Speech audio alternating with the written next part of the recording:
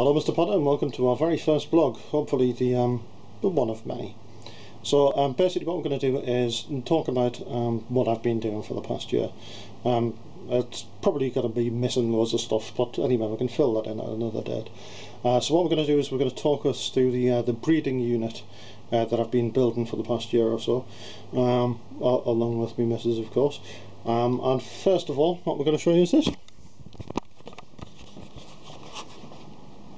Okay, so this is what is corn snake Addy. What we've got here is we have a selection of garter snakes, and down at the very bottom there we have some Asian species, which is nice and cool down there for them, and then we have lots and lots of corn snakes, which of course is why we named it corn snake Addy. Basically how it all works is we've got these tubs, nice and long. At the back, beyond the back there, it's all heated, so the corn snake itself can either move here, where it's nice and warm, or it can move here, where it's cool, thermal regulate. This is a lovely little rabbit. And what we got is we have garter snakes. This is a blue striped garter snake. It's a male. It's one of my favourite ones. Then the Asian species that we're talking about. This one is a red mountain bamboo snake. It is absolutely brilliant. It's very bitey, and it's also gravid as well. I don't know whether you can tell the swelling on the back end there, but that's indicative of having an egg inside it. We also have mandarin rat snakes as well. There's a particularly stunning female. Very light temperatures and a very shy snake. So I'm just going to pop the container back on there. Next thing I'm going to show you is another species of the bamboo snakes that I was talking about. This is a Volante, which is just basically at the end of the Latin name of the species. I don't think it's got an English name as yet, but that's a special snake. I don't know whether you can see that because of the lighting on it, but there you go. And this one, we have something called broad-banded bamboo snakes, and these ones are especially favourite of mine. I think they're absolutely lovely, and hopefully them two in together they're going to breed. The other species I've got in here is a trinket snake, which is a little Asian species, and that's a beautiful snake.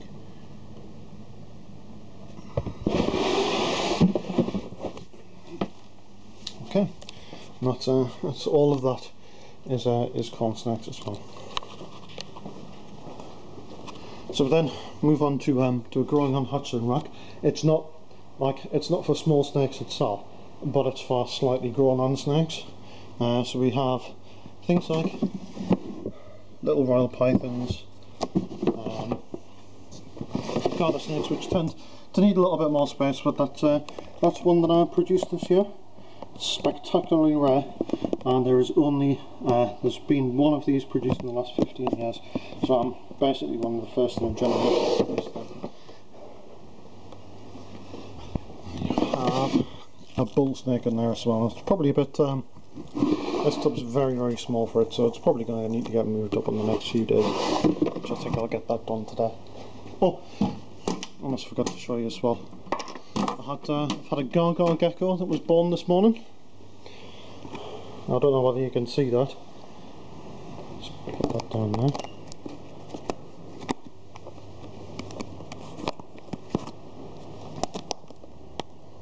There we are. Don't know whether you can see, but that's my thumb, so its head is, well, its entire body's roughly just smaller than my thumb. So just let's pop that back.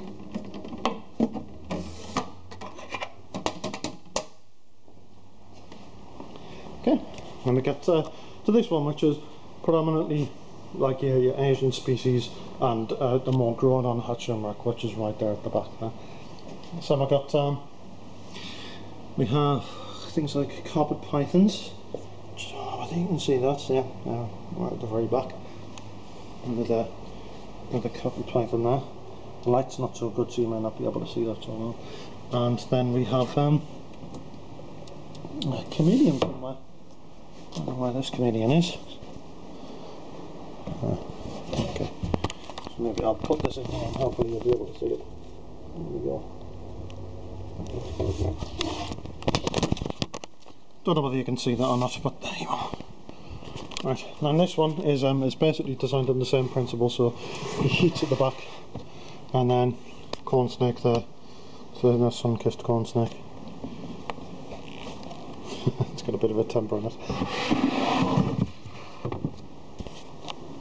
Okay, all of them are very similar to that.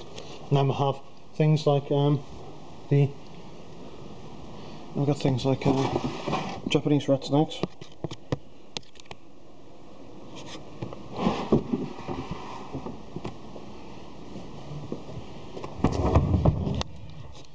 You're enjoying carpet python. That bit me the other week as well.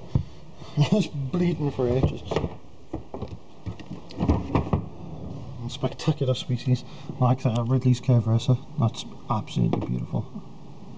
I'm in love with Ridley's cave racers. Oh, yeah. And then red-tailed racers. The red-tailed racers are spectacular. Watch that tongue.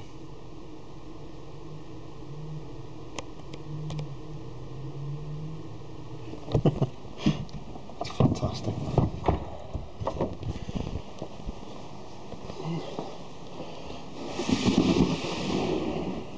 And I've got my box of soil.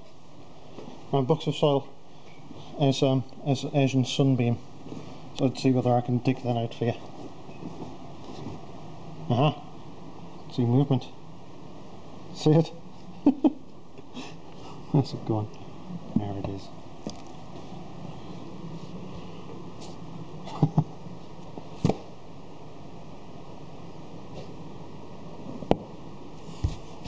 It's a grumpy little thing.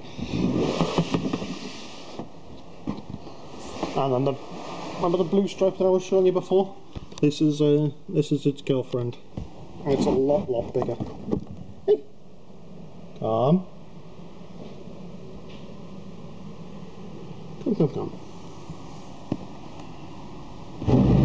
What? No. No. Back. Good snake.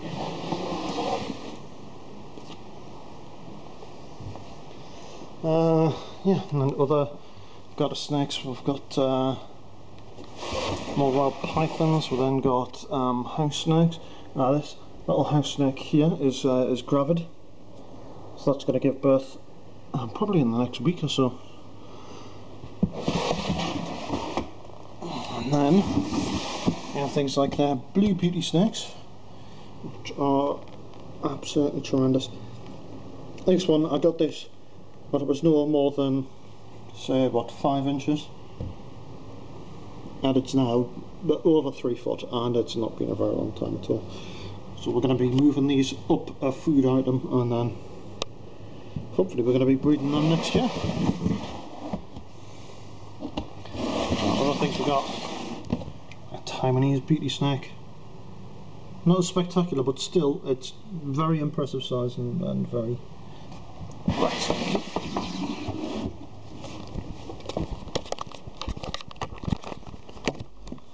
So there you go.